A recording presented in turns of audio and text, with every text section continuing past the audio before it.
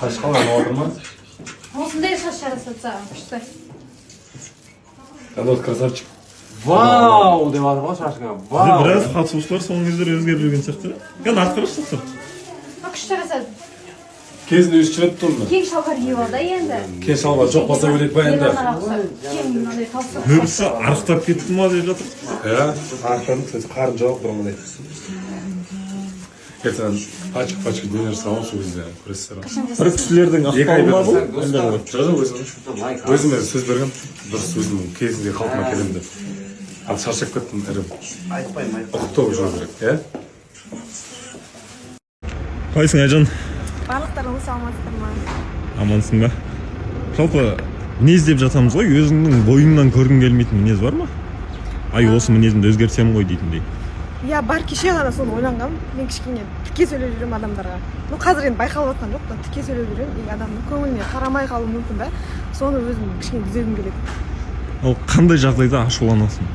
Ашуланамын, маған неприятно сөздер айтқан кезде, мен личностыма жаман сөздер айтқан кезде ашуланамын. Ал өз болашақ жарың дейікші. Болашақ жарыңның бойыңнан көргің келмейтін мінез. Көргім келмейтін. Менің негізі қарама қайшы болса деп ойлаймын да. Сглаживать углы сондай болса деп ойлаймын. Сен ашулансаң, ол ашуланбайсың. Я спайы болып, кішкене мені успокаивать етіп. Минус пен плюс деген жақ па? Андай сондаға сенбеймін, бірдей болу керек адамдар деген.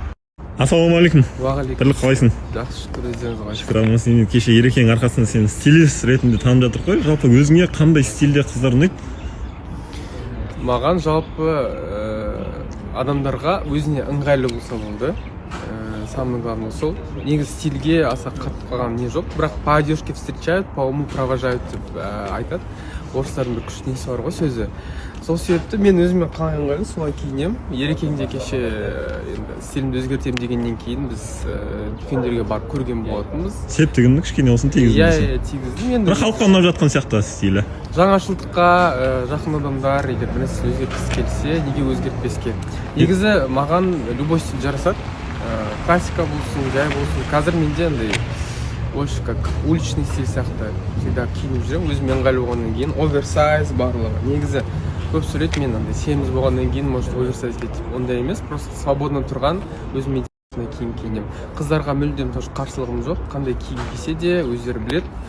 Самовыражение дейді негізі киім деген. Киіміне қарап адамдардың примерно біліп тұрасың қандай адам. Енді көбіне танысып тоқталып жатқан кезде мінезім жараспай қалды деп көбіне сол мәселе болып жатады ғой. Жалпы өзіңнің бойыңнан көргің келмейтін мінез бар ма? Өзімнің бойымнан ба? Ай, осы мінезімді өзгертсем кесірін тиіп кетпесе екен. Мен негізі бар ғой, отношениеде негізі басқа адамның оказывается маған солай айтқан, қазір есіме түсіріп жатырмын да. Кешеде Айгерім айтады, сен негізі басқаша екенсің деген. Эфирде басқа, сыртта басқа? Жоқ, именно қарым-қатынасқа келген кезде. Бірақ мен оны өзім байқамайды екенмін. Басқа дегенде қалай ол? Больше анандай требовательный екенмін оказывается. Мынаны былай істесең қалай болады деп. Талапшылсың. Мен талап қойған кезде істе деген сияқты емес, былай альтернатива ұсынады екенмін. Сол сияқты, бірақ андай бір қатты нем жоқ. Прям red flag деген сияқты әңгімелер болмады.